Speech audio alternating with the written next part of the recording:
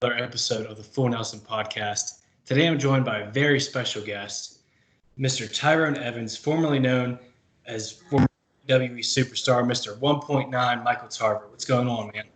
What's going on, man? How you doing? Pretty good, man. So today I'm just gonna ask you a couple questions. I'm gonna start off by asking, I'd like to just catch up and see what you're doing these days. So what you been up to, man? Well, I primarily am working as a behavioral assistant right now. I work with juvenile justice, intensive behavior. I've been doing it about 20 years, actually before wrestling. But Oh, wow. So right now I'm primarily doing that, and then also music and competitive powerlifting. Those are really my things right now. Awesome, man. Yeah, and for some of you that don't know, Michael, he's also a Christian rapper as well, a phenomenal one at that. So, I I'll, appreciate absolutely, I'll put some of his songs down in the description below. I've actually recently been getting into some of them. Before, I'm also a fellow Christian as well. So, like, before I mainly Awesome. just listened to just regular rap, and some of it isn't the best, but once I That's found not. your music, once I found your music, man, I really started getting into more gospel rap. So it's pretty awesome how you're doing that, man. Oh, thanks, man. I appreciate it. It's been a long journey. I started actually while we were doing Nexus is when I actually switched over my music to CHH or the Christian rap. But I've been in music, doing music for about over 20 years. So that was another thing that happened before wrestling. Awesome, man. That's great to hear. One of the questions I actually had for you though was how you got into Christian rap. Oh, sure. So the funny thing is, well, my mother was a minister, so I was a preacher's kid, and I grew up, in love with hip hop. I was a battle rapper like 20 years ago. I had an independent recording contract in 2001. I almost got a major recording contract in 2003 with the legendary rap group, but I'll just kind of leave their name out of it. But um, yeah, so I always did secular music my whole life, and then I had kind of a spiritual awakening, if you will. But some things happened while I was under contract with WWE and in my personal life, and I decided to look for Christian music to listen to, and that was when I discovered the current form of CHH. And this is back in 2009, so I discovered artists like Lecrae and Bizzle, and just and different rappers that are really really popular. And yeah, it just from that point on for the past over 10 years, man, I just dove in and I switched my music over to it, and I fell in love with it. That's great, man. Yeah, I know for myself included, as well as other people, music is just a great escape, especially gospel music, and to lift your spirits and Yeah, things like that. Um, indeed. gonna go off topic a little bit. I was gonna ask you, what was life like coming into wrestling for you, like starting out? Well, it was pretty tough. I started my pro wrestling career off of my first divorce, so it's pretty interesting. But it was a good way to distract me. Have a clean slate, something new, something to start, to restart my life after my first divorce. And I mean, through the grace of God, man, I ended up getting a contract and able to travel the world, and be in the ring with some legends and provide for my children, Right, man, that's awesome. Yeah, I'm 19, so I'm planning on starting wrestling training here within the Cool. next year or so. Hopefully after COVID-19 and everything clears up after that, I'm really looking forward into starting that. That's awesome. Yeah, so you said once you got into WWE, I was going to ask you, how was your time in WWE? With the Nexus, feud with John Cena, guys like that. It was interesting. It was the best, worst job I ever had in my entire life, I always say. It was interesting. It was a tough atmosphere. I learned so much in that atmosphere with working with and dealing with John Cena and others like him as well. That things that I carry now with myself, there's no atmosphere that I can't walk into and be comfortable and confident because of all of the crap that I had to deal with at WWE, as well Right. as the learning and and just it was such a wonderful learning process. But it was a roller coaster. It was a beautiful, wonderful, crazy, insane, anxiety-ridden roller coaster, and I loved every minute of it. I remember the Nexus debut very vividly because I was a John Cena fan. Yeah, I was John Cena era, but I also loved the Nexus as well. And awesome. what was funny is you were actually kind of one of my favorite people in the Nexus because I don't know what it was. I don't know if it was the mask or what, but you used to scare the hell out of me as a kid. It was just like you I don't know, because like whenever you would just be wailing on somebody, you just have that aggressive look on your face, and like you'd be like, it would just get me. So I was like, man, this dude's he's awesome. Like just the way you could like on the mic and everything, you're just awesome, man. It was I awesome. appreciate it, A man. treat Praise to God. see. Thank you very much. Yeah. What was your? I was gonna ask you, what was your favorite match in WWE? Oh wow, I've been asked that before actually. My favorite match, it I don't know. It was probably in developmental, to be honest with you, because I had my best matches in developmental, and I never really got singles matches when I was on the main roster. Just a few, but I had really good matches with Alberto Del Rio and FCW before he became Alberto Del Rio. Really good matches with Brian Cage, who's now in AEW. Him and I had great chemistry. There was a few people, man. We had some really, really good matches. I really enjoyed SummerSlam, and I thought, I was only in that match for a short period of time, but I really did enjoy that match. I mean, I guess I don't know if I really have a favorite match, but I don't know. I had really good matches with Big E before he debuted as well. So I mean, it's I guess certain matches come to mind. Awesome.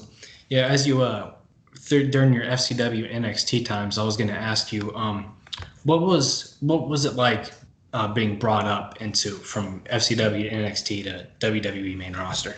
Oh, a lot of pressure. Well, I mean, NXT, we were basically a part of the main roster. The world just kind of didn't know that yet. We didn't have our full-time main roster WWE contracts yet. We still had developmental contracts. We had WWE contracts, but they were developmental contracts. But it was a lot of pressure. It was extremely exciting, and yeah, I mean, I enjoyed it every minute of it. But it was definitely a dream come true, and to be able to walk out into an arena with 20,000 people looking at you and wrestle, it was on TV. It was pretty cool, man. I was excited. Right. So kind of switching topics a little bit. I know how you're into powerlifting. I'm into lifting as well. Awesome. How long have you been into powerlifting? Well, so when we were with WWE, John Cena has a personal gym. It's actually a really nice gym here in Florida, and we were sent there. The first Nexus, basically, before we debuted as NXT, we were sent to his gym to work with his strength and conditioning coach, and he worked with us, trained us, and this was where I actually got introduced to powerlifting. This is in late 2009, 2010. This is where I got introduced into powerlifting because I was, never really a lifter. And then after I got released, 2011, around 2013, 2014, I kind of developed an interest in it again. So I decided to start training myself. And then I discovered that there are teams here in Florida. And I hooked up with a team in Tampa. And in 2015, I had my first competition, and which led to 2019, which is last year. I competed at my second World Championships, the 100% Raw Powerlifting World Championships, where I won a world championship and broke a world record in deadlift. Awesome. Yeah, I was actually going to mention the deadlift as well. What was your deadlift again? 727 pounds. I can't remember how many kilos. 325 kilos. I can't remember. But 727 pounds. That is awesome, man. Just the preparation and dedication just to lift that much amount of weight is just phenomenal. It's tough. It's fun, but it's tough. I'm not the best at deadlifting just because I got long, awkward arms, so it's kind of hard for me to do it. So. Having long arms actually makes deadlift. If you learn the right form, having long arms benefits you very much in deadlift. I have long arms too. Oh yeah. Maybe I'm just not doing it right then. Who knows? But What would you do like any more type of powerlifting competitions? Yeah. I still compete full time, honestly. Well, I mean, obviously there's no competitions going on. Well, there are some that are being rescheduled, but since everything happened with this virus, I just kind of continued training as much as possible. And I just kind of threw any idea of any competitions out of the window for 2020. I just figured I'll just take this year to just rebuild and just kind of retool some of my training regimen, and I'll probably compete again. I'll probably wait till 2021 to compete again. Right. But yeah, I've trained full time. Yeah, just because of COVID and stuff, it probably is the best time to wait. Well, besides, I mean, I'd say deadlift's probably your favorite lift to do. What are your other favorite lifts and exercises to hit? Squat. I enjoy squat. Bench. I like to bench. It's really not my favorite, to be honest with you, but I really do enjoy squatting, even though my squats are kind of low. Other than that, I really enjoy my accessory work that's centered around my posterior chain, as far as like back of the body, upper back, lower back, glutes, hamstring, and leg work. I really enjoy doing that kind of work. And stiff leg deadlifts, pull-ups, just things like that. I like doing that a lot. As well as, I mean, everyone kind of likes the biceps, triceps, bodybuilding stuff that we do for wrestling. That stuff's boring to me because I've done it for so long. But I love building the muscles that help you get stronger, not necessarily the muscles that help you look like a bodybuilder. Right. So, But yeah, man, that's how old are you exactly again? 43. 43. That's crazy that you can that you're not tip top of shape and at 43. I'm not saying 43 is old or anything, but just Nah, that's all good. You're saying I'm old. It's okay. you're not that old, man. So I mean, you're a little bit older than me, but you're not old. You know what I'm saying? But That's all. back to the WWE topic. I've heard in past interviews that Fred Ross or Darren Young, there was Yeah. talk about the Nexus that was supposed to return at WrestleMania in Tampa this year. Could you confirm that? Was that true or? I honestly didn't know. I didn't know, and I didn't hear anything about it until this year, to be honest with you. I Oh mean, wow. I've always heard whisperings about Mhm. us returning. Last year, I did a show in Vegas where PJ Black and Justin Gabriel and I tagged in Vegas, and we got a chance to hang out with Ryback because he lives in Vegas.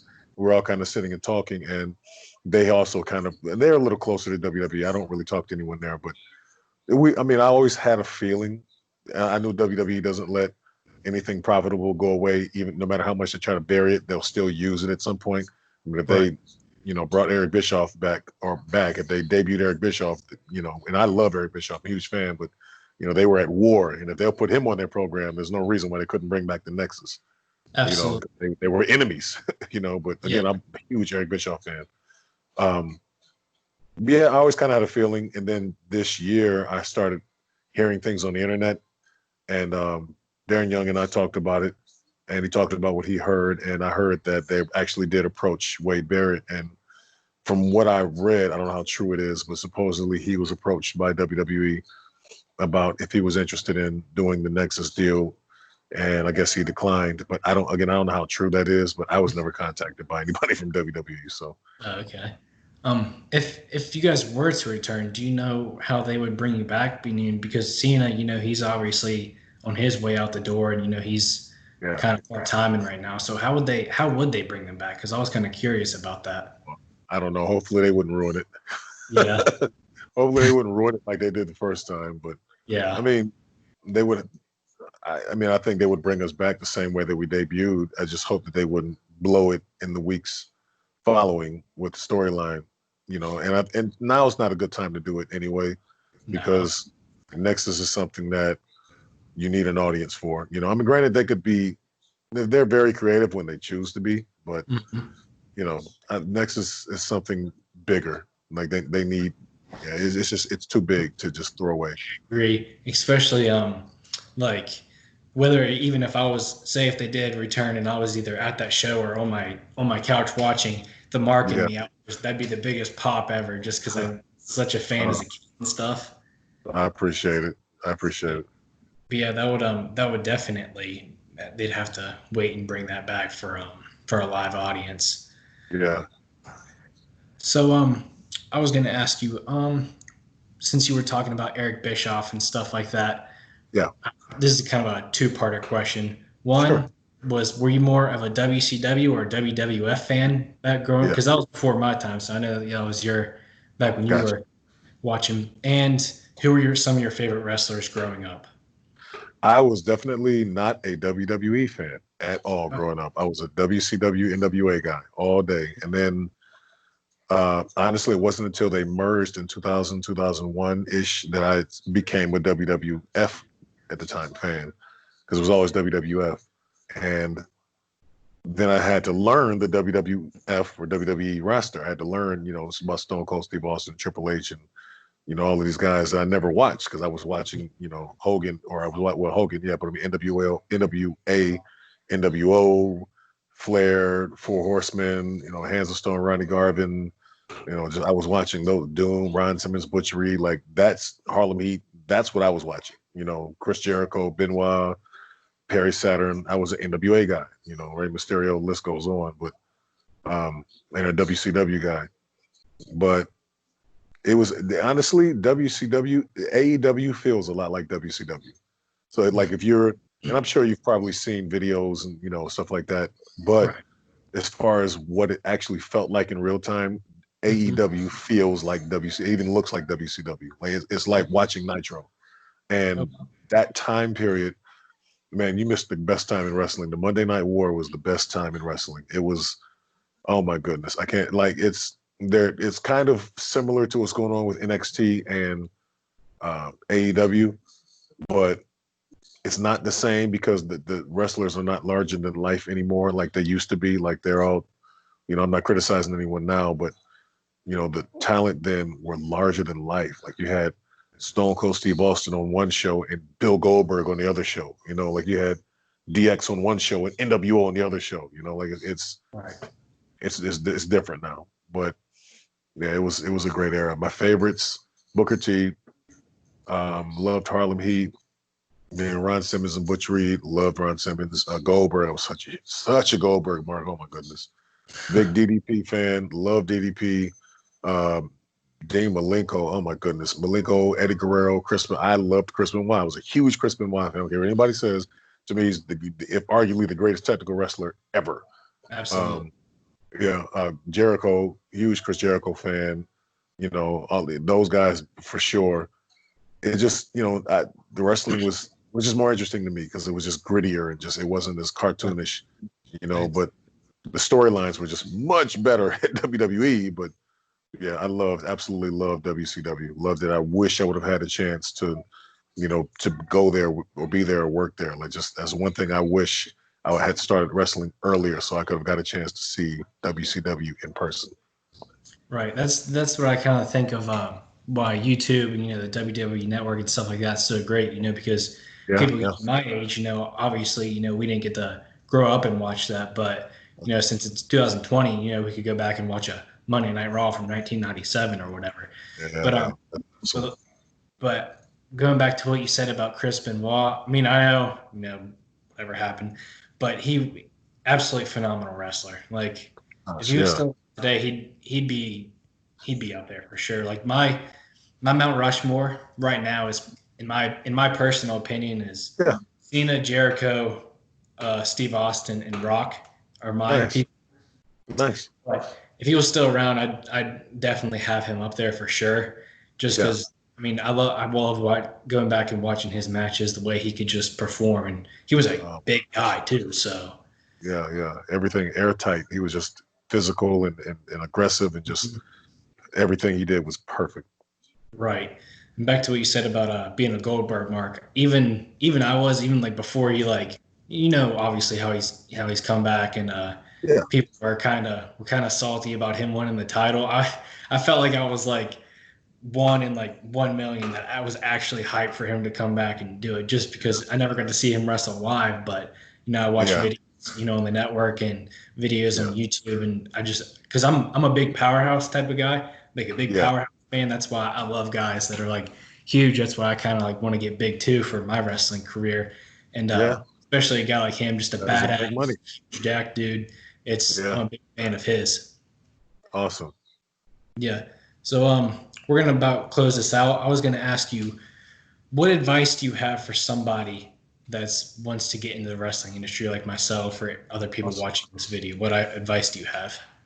I would definitely say study, study, study, study first. Find as much old school wrestling as you can. Don't study these new guys doing anime choreography, and don't study that. Everything look like it's from Avatar and just all of this anime. Yeah, don't study that. Go Yeah. back and study old school. Go back and study Chris Benoit, Chris Jericho, Dean Malenko, Rey Mysterio from WCW. Go, watch for showmanship. Go watch the Great Muta. Go to watch Japan stuff. Yuji Nagata, um, Shinsuke Nakamura. Tanahashi. Guys like that. Um, NWA. Watch Flair. Watch Flair promos. Don't imitate Flair promos, but honestly, I would say Dusty Rhodes promos work better nowadays. Flair promos are the greatest of all time, but the way he presented them, it's 80s, it's just, they don't, and if you're doing it, which is great, it's a throwback. Like Moose, like I love Moose, Moose, his promos are very Ric Flair, which is great. It's an 80s style promo, but it works now because, no one can talk anymore, but I've always been a fan of a more conversational style promo. Randy Orton and Jake the Snake Roberts are, my favorites. Mhm. But, and Randy Orton's another one. Watch Randy Orton. I mean, as far as modern day, watch Randy Orton and The Miz. I would say watch The Miz. Um, study the art of storytelling, being able to tell a story, learn what telling a story is. And I know that's such an overused term in wrestling, but breaking it down simply, what telling a story is, honestly, is something as simple as working a body part and staying on that body part, and everything you do, be laser focused, tunnel vision on that body part. And the person you're working with selling that body part and incorporating that selling in everything they do, that's telling a story. Literally. Like, it doesn't have to be some elaborate, fireballs fall out the sky and firecrackers come out of your butt and then you do a 650 off the top rope. No, just pick a body part and attack it. That's telling a story.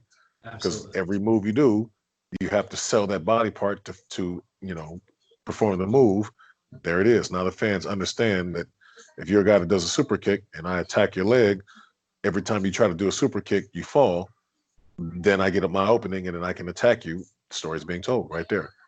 That simple, and it's something that makes sense. Right. Also, get in the best shape of your life, because and get in the best shape you can possibly get in, but know that that wrestling ring is going to kick your behind. It's going to kick your butt. And the most important thing is get humble real quick. Do not think anything. You're not owed anything. Don't be entitled to anything. And you have to learn by being in the environment, but keep your mouth shut.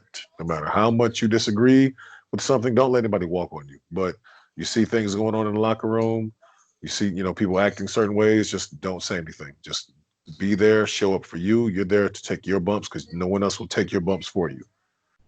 And be the first one in the locker room, last one out, clean the locker room, don't brown nose, but outwork everybody. Yes, And sir. have fun, you know. Yes, sir. That's phenomenal advice. I'll always remember what you just said. Oh, for Um, sure. I was going to go back to what you said. You don't, I agree with that. You don't always have to be some Avatar Airbender stuff doing 40 back Right, right. top rope, especially a guy like myself. I'm 19, 220 pounds. I'm only going to get bigger. So, Bigger. I'm Yeah, not going to be one of those ricochet dudes, not throwing shade or anything. He's of course, phenomenal. of course. Yeah, he But is. you always I do the same. Like I go back, I watch Rick because me personally, I think Ric Flair is the greatest on the mic in wrestling Yeah, history. yeah, for sure. So I like to go back, watch the original guys, the OGs. Just because Yeah, they're the founding fathers. yeah, They've really paved the way for guys like how the wrestlers are now. yeah. Yeah. Yeah. Thank you so much, man, for being on today. That just about concludes the show. I I really like to give a big thank you to you for giving those advice words and being on the show tonight, man. I really appreciate it. My pleasure. No problem. All right, man. Take care. All right, you too.